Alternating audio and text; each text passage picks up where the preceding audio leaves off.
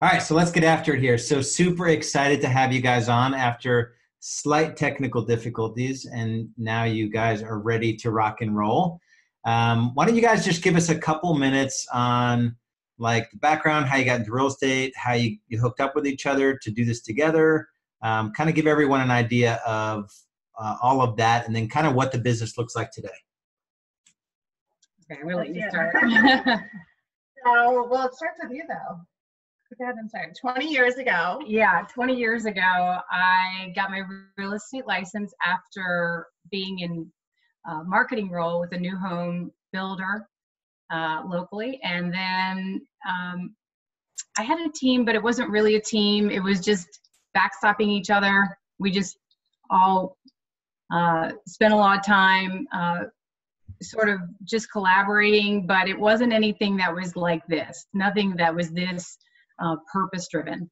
So just over 10 years ago, I was lucky enough to run into JK's husband, Zach, and he asked me about the possibility of, getting together with JK for lunch and talking about the opportunities in real estate. And I was certainly happy to do it. I had had that meeting and conversation with so many people over my career. And so kind of the good, the bad, the ugly. I tell people, very honestly, the good, the bad, and the ugly of real estate. And a lot of people have, that I've gotten into the industry have actually done really well. And I had wished I had this team then because that would have been, monumental if I look at the scope of the 20 years. And so I just had the real good fortune of getting to know JK, and we just, obviously really hit it off. We found that for as much as we have in common, we really complement each other in so many ways as far as the way we think and the way we process things, the speed, the rate, the intensity. And so she's our visionary. Yeah, integrator. Yeah, so it just works really well. Yes, and thank you for showing us all that, because we didn't really understand how to separate it until we got to talking with Lars and Stacy. That was when we really first started to understand what that was. Traction was a really monumental change in our structure. We were in Colorado and somebody used the term integrator and we're like, what is that? Like, who are you? And that was just 1 year ago. And so it's absolutely amazing to see where our business has gone from just being at that first intensive in Colorado to now. So tell me what the business, kind of break it down. Like when you started the team, what was the first phase? How did it look like? How many homes did you sell? And then kind of deconstruct like the different phases of growth. So we could sell 100 plus homes every year, just Jen and I and an assistant. We came and, went and came as we pleased and did what we did and just worked hard and sold homes. For me, it was a class that we were at, a career visioning course that made us really think big about what the future of this business looked like. And that was really the first aha, where we're like, what's your goal? What's my goal? And how do these relate? And again, I think Jen, just being in the business for so long, just always just focused on doing so great for her clients. She didn't really think big as far as what the business looked like. So then I was like, well, what's this look like? And how do we grow? And where do we go? And she's like, what? I'm like, where are you going? And there was this really cool exercise about a person's vision. And if somebody's vision is bigger than yours, they're going to leave. So we had to dig really deep at that course and go through the exercise of what our vision was. And that's really where we started to buckle down and run this as a business. And so how long was it just, so you guys for a period of time, it was just the two of you kind of slinging houses with? Pretty much. And to be fair too, we had like 5 or 6 subdivisions at the time. So what happened was we were eliciting help from the real estate office. And so we didn't yet have that ability to understand how to truly leverage the people and the systems. I had the system for how to run a subdivision down pat. I just didn't know how to build the team and like you said, get that traction that we needed. And once this, enlightenment occurred. We were like, oh, okay, we need to talk to this person regularly. So what does the business look like this year? How many homes will you sell? What are your positions? So this year, we officially have Jen Hollister out of production as of the fourth quarter of this year. Yay. Thank you, Stacy. Yes, thank you. Which again is really amazing because when we started this journey with B School, that wasn't why we started. And just again, seeing the reality of getting out of production and focusing on the business has been amazing. I myself never thought I'd want to get out of production, and now within 3 years, I'm like, let's go. So it's myself. I'm the lead listing agent. We'll hire another listing agent in 2019.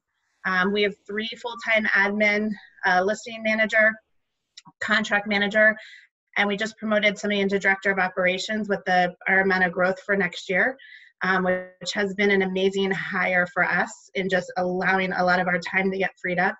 And then as of now, we have 3 full-time buyer's agents. 2 of them just started with our team in the third quarter, and they're doing amazing. Awesome. So what's the goal for 2019, units and volume? So units, 300. We did 170 this year for 42 million. So our growth in 2019 is almost right under double what we did this year. We've been very blessed to have a couple new subdivisions come into our pipeline that are all taking off first quarter of 2019, which is bringing a lot of growth to our team. And we have to bring on 3 new buyer's agents, the listing agent, and new home sales specialists. And we're also going to have to figure out with 300 transactions how to really get down our contract to close process. Is that 1 person? Is it 2 people? What does that look like? So that's our focus for 2019. So Stacey, just hope you're taking notes, dear, because we're going to need help on that. So what, tell me about the new home stuff. What is there, is that a relationship that you guys had that sort of flourished, or did you sort of go after that business, or tell me more about that?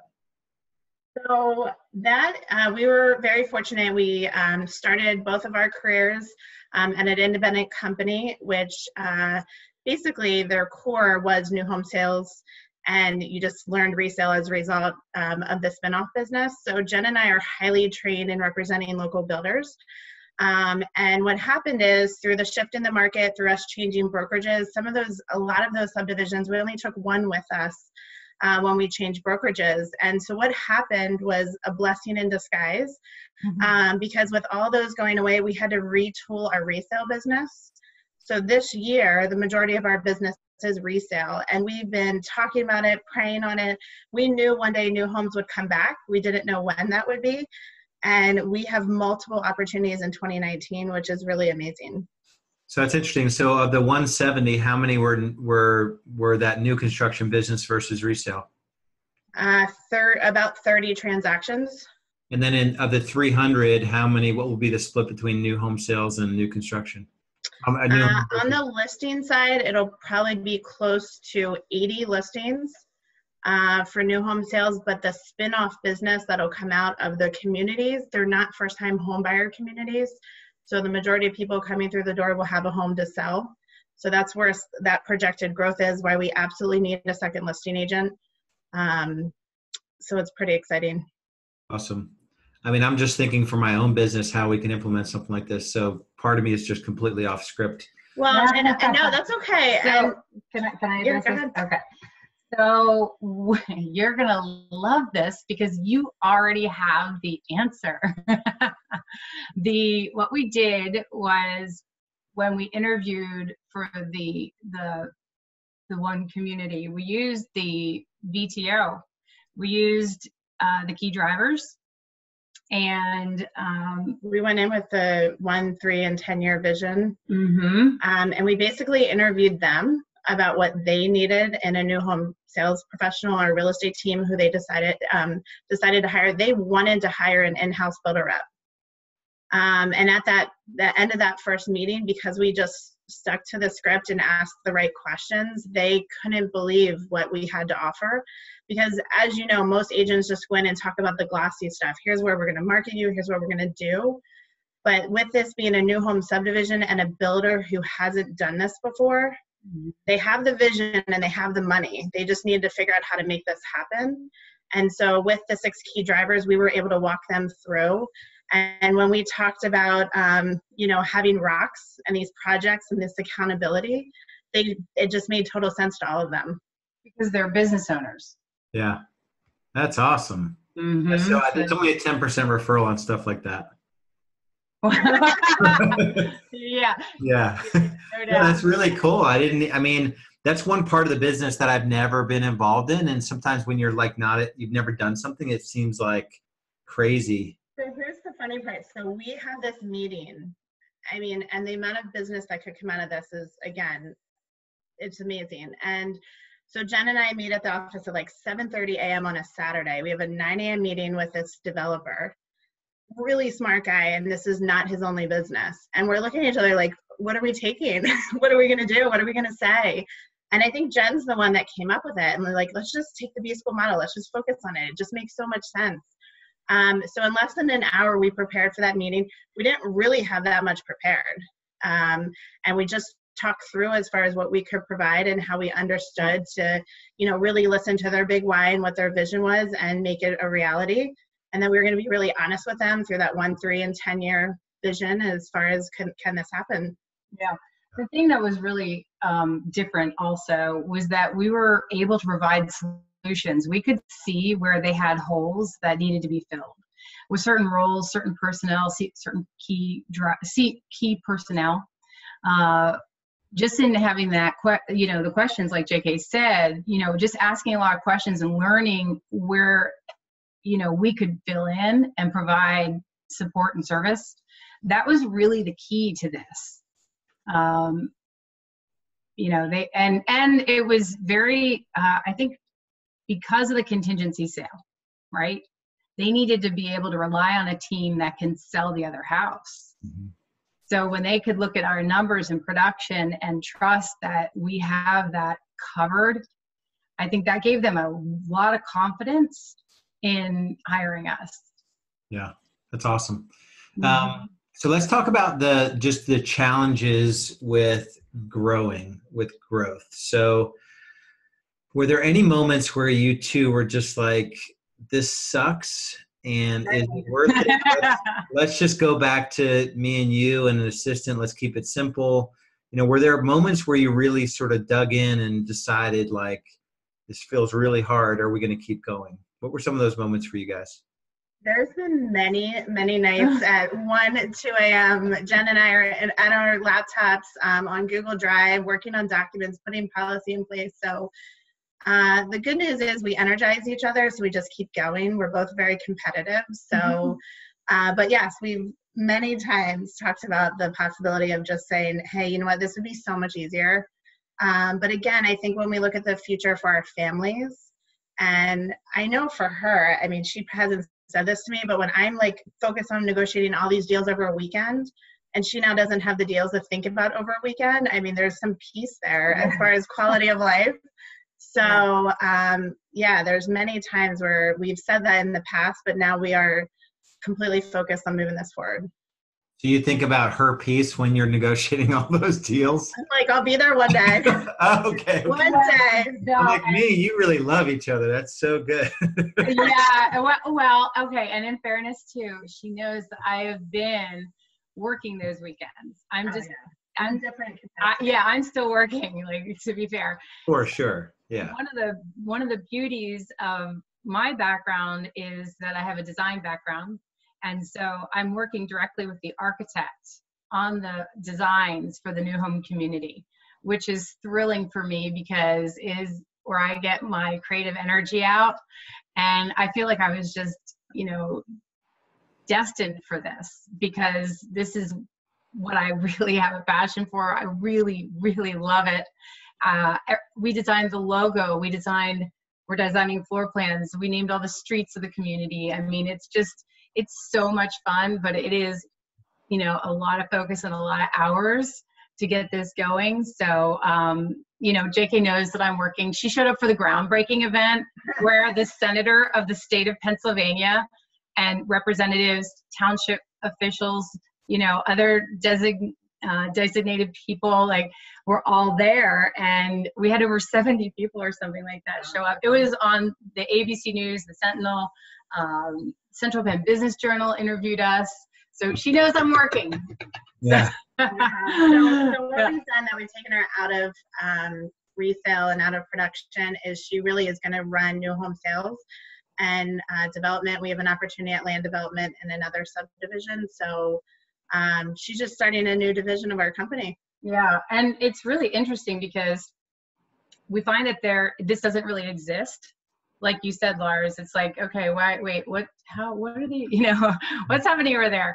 So because this doesn't really exist, we are starting to see that there is a niche for the, builders, who aren't these massive, like, national companies that are more on this local level.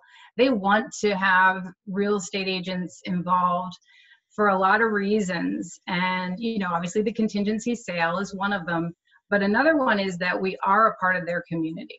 It's their community too. It's not some national builder coming in and just trying to, like, parasitic kind of relationship where they're just getting their money and taking off, leaving these overinflated numbers on the resale end for, because that's kind of what happens. And they're actually, there's a real true need for us, for everybody out there who's watching this as a real estate professional. There's a need for you in this area. And so I would definitely, take a look at a way that you can provide a solution for them. And I really trust that, those conversations will lead to this kind of opportunity for others. Yeah, that's awesome. We've got two guys in Boardroom that work with, one guy's working with like the national builders, then another guy that's doing something similar for smaller builders, providing a service. It sounds a little different than this, but maybe we'll do like a panel at the intensive or something, because I imagine this need is not going away as the market shifts. Exactly. Yeah. It's going to be even more important that you get an agent that actually knows what they're doing, that's marketing your product over the national guys. Yep. Awesome. All right. So tell me about, I know I struggle with it. Most business owners struggle with simply enjoying the ride. There's like an infinite amount of work to do. And now you're launching this, and you're managing the team. You probably need to hire also agents going into 2019. How do you guys make sure that you enjoy the ride, that you really enjoy this journey? So this year's retreat was in Gettysburg. And so we did a tour of a distillery called the Mason-Dixon.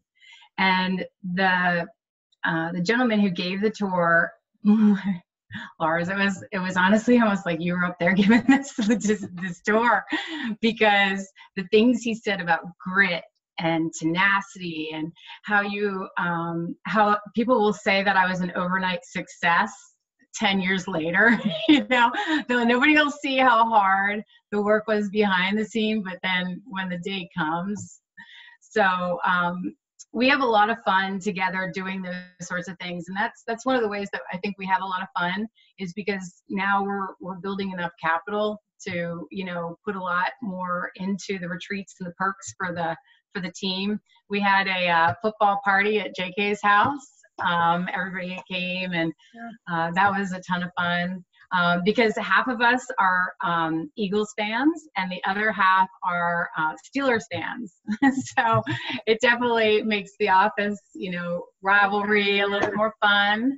So those sorts of things. The retreats are super fun. We stay overnight.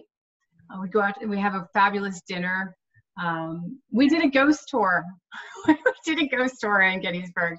So we just do lots of fun things, and it's great because you have the team, and you have, when you have people who have similar core values and think very similar, that, as you, it just makes it so much more fun when you do get out and do stuff together. I think something that's really important for our team, when you say enjoying the ride, is family comes first. That's huge for us. we're working moms, and so we lead busy lives. So if anybody has a sick, kid or anything, like, we are so compassionate, we get it. So at the end of the day, as long as you're hitting your numbers, we don't care how you get there. But it's about family, vacationing. You can take as many vacations as you want. So we just make sure we're enjoying life as we're working crazy hours. Do you guys ever, I struggle with this, so I'll ask you if you guys, my focus for 2018 was presence, to be where you are. And I still struggle with it, although I feel like I'm a lot better than I was a year ago. Do you guys struggle with that, with so much going on, being where you're supposed to be, like even in your head?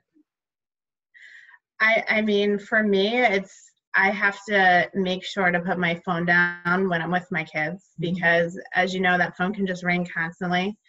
I love when I'm at a listing appointment, they're like, oh, you can answer it. I'm like, nope, it just rings all the time. You're most important, So for me, about being present is just making sure I'm intentional about it, because it is really hard. I think we get very distracted.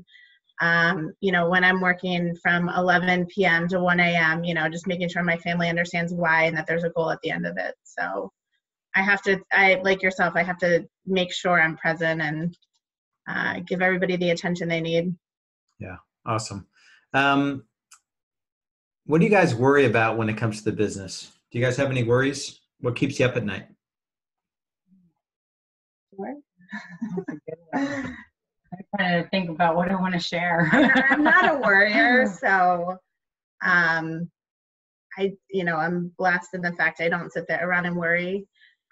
When we took a bold class, the saying focus on the solution and not the problem was life-changing for me. So yeah. I try not to sit there and worry.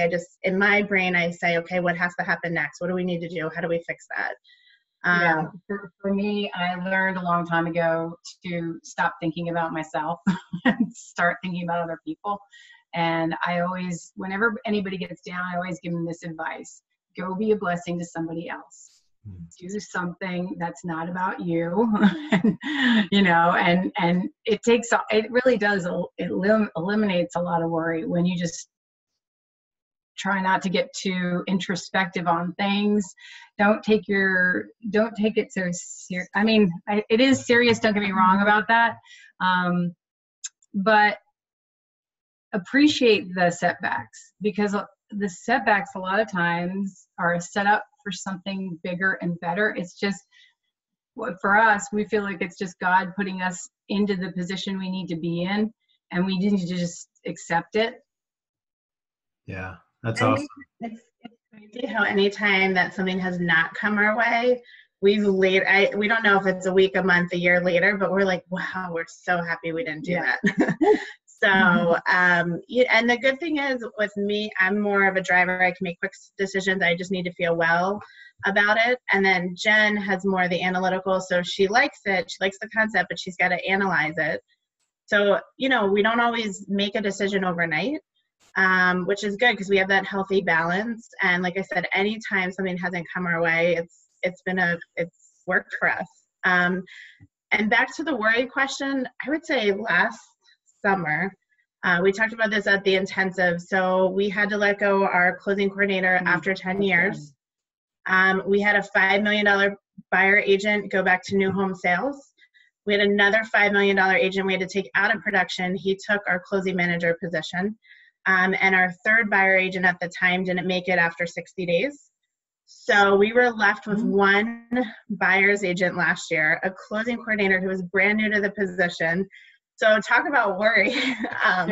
But the crazy part is, we just were like, you know what, this is probably going to be really great. Yeah.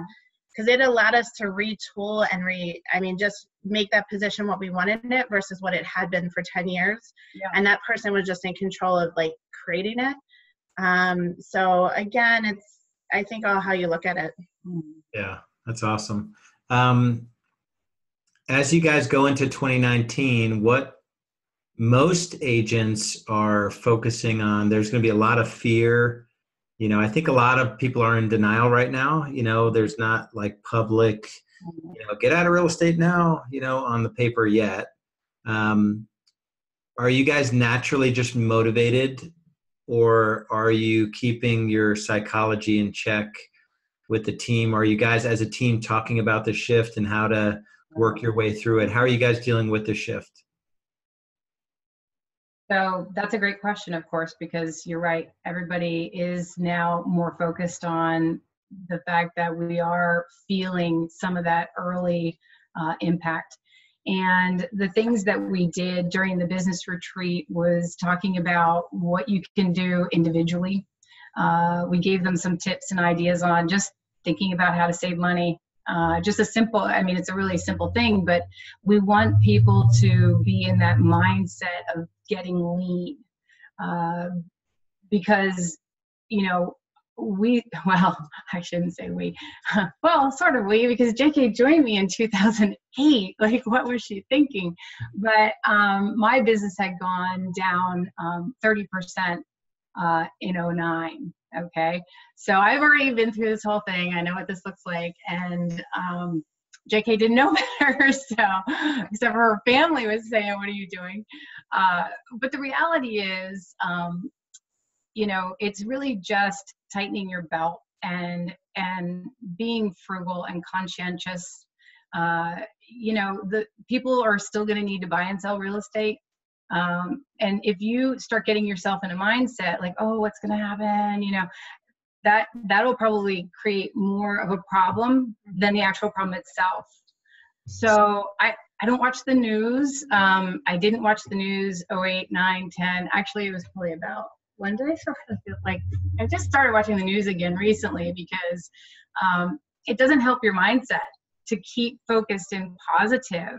So, you know, just telling everybody to keep, you know, just keep calm, and we have this, and, you know, but of course be, you know, proactive with your finances, and then helping them with tax information, you know, the individual agents, helping them on what they need to do, just to get geared up the right way. For me, it just gives an opportunity to express to the agent how important it is to understand your scripts and how to handle objections. Because, like Jen said, there's always going to be people who need to buy divorce, death, marriage, you know, things of that nature. We're just going to have to dig deeper and find those people. Mm-hmm. And so again, it's like if you're being interviewed now to be a buyer's agent, you know, you want to be the one chosen, and making sure we know the scripts and we're role playing that with each other instead of with the client. So yeah.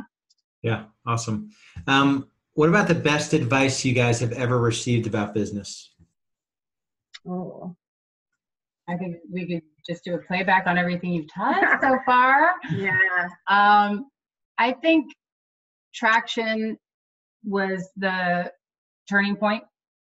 Would you agree with that? Absolutely. Having rocks and understanding that we had to break it down, forgive ourselves when we didn't hit it, and reward ourselves when we did, and just understand that it's not perfection, it's progress, and just to keep moving forward and keep that momentum and that spirit. When we learn I mean, one piece, there's so much good stuff. You have I think for me, once I understood the MREA as far as, you know, cost of goods, expenses, and profit, I mean, that's huge, because again, you're not taught that when you get into this business. And with B school, so we had that coming in here, but that's about all we had. And we kind of knew the idea of a team structure, everything we just learned through going to classes, reading books. But really the business side that you guys have given to us is absolutely amazing. Yeah. The one thing I think that we were suffering, and, you know, when we weren't getting listings and so on and so forth early on, had, I think, you know, a lot to do with the fact that we weren't operating as a business. I think that had a pretty big impact, just in our basic structure. Yeah. Awesome. Is there like a daily or weekly habit that you guys believe contributes to your success? L10. Okay, so we have Team Tuesday. Oh yeah, that's good. Yeah. So our entire team is to be in the office all day. It starts with an 8:45 gratitude. We go into team meeting. Then we break out into marketing meetings, sales meetings. We have individual one-on-ones with the buyer's agents. And then we do team lunch every Tuesday. So what we do, there's 7 or 8 of us now. So we'll give everybody $20 to contribute towards lunch. And we do a cycle. And so when it's my week, I do a home cooked meal, bring it in for the whole team, and then we all eat together. Everybody loves it. So it's kind of a little challenge of who can make the best. And then you'll get really bogged down in work, and then we're just buying subs or pizza or something. But it's really fun, and we've been doing that for a while. So from about 8:45 to 1 o'clock, everybody's at the office, and it's a lot of really great energy. And it's our chance to communicate and be there for the team and just see what they need. Awesome. How about a book that you guys would recommend other than Traction? What book would you recommend for someone that wants to do something different than traditional success in our industry? Like Fanatical Prospecting, or I haven't read E-Myth, but I was listening to your podcast this morning. Yeah, E-Myth is gold. Yeah. Awesome. What else? What's a final word that you guys have for someone that might be struggling that is listening to this? I heard you say something before that, being an individual agent isn't easy.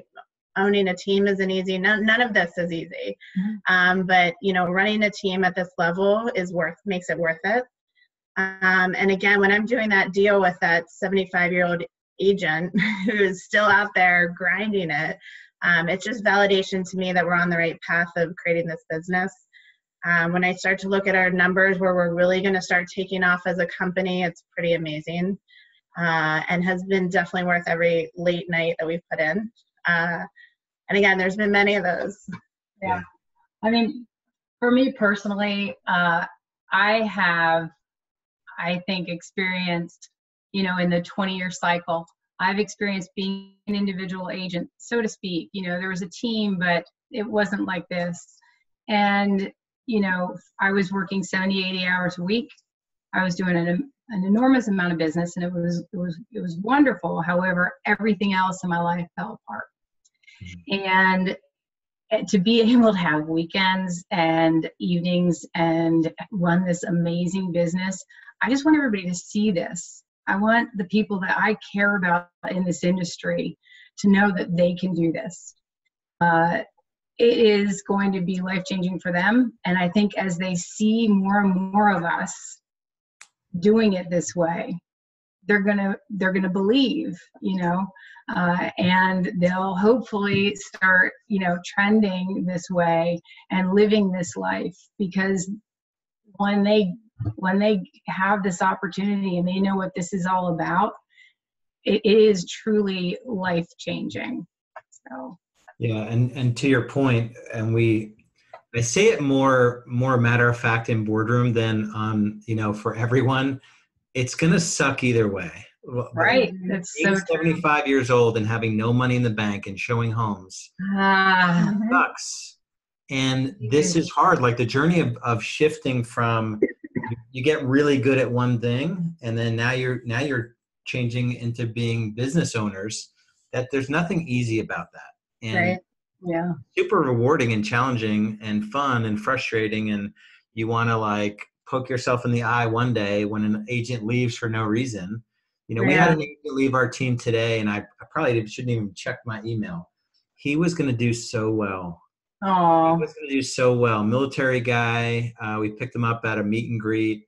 And it just personally, it didn't work out for him. And, those things are just the amount of effort, I just want to poke myself in the eye, the amount of effort to find the one that would have succeeded out of 50, and so there's just always, and then you just get back up. Like you guys, one thing I really admire about you guys, I have so much respect for you. You are just going to keep going. I don't think there's anything that will come in your way. If it all goes great, you're going to keep pushing just as hard. If things go, you're going to be pushing just as hard. Yeah. I mean, you guys are really, really amazing, and we are just honored to be a part of your journey. So we appreciate you more than you know, and I don't get a chance to say that very often, that you guys are just incredible. Thank you. No, thank you for everything you've done for us. Yeah, well, keep pushing hard. It's really exciting for us because we haven't been involved with B School for that long. So, I mean, we feel like we know what we're doing, but we know there's still room for improvement. So once we have all those tools in our tool belt, I mean, sky's the limit.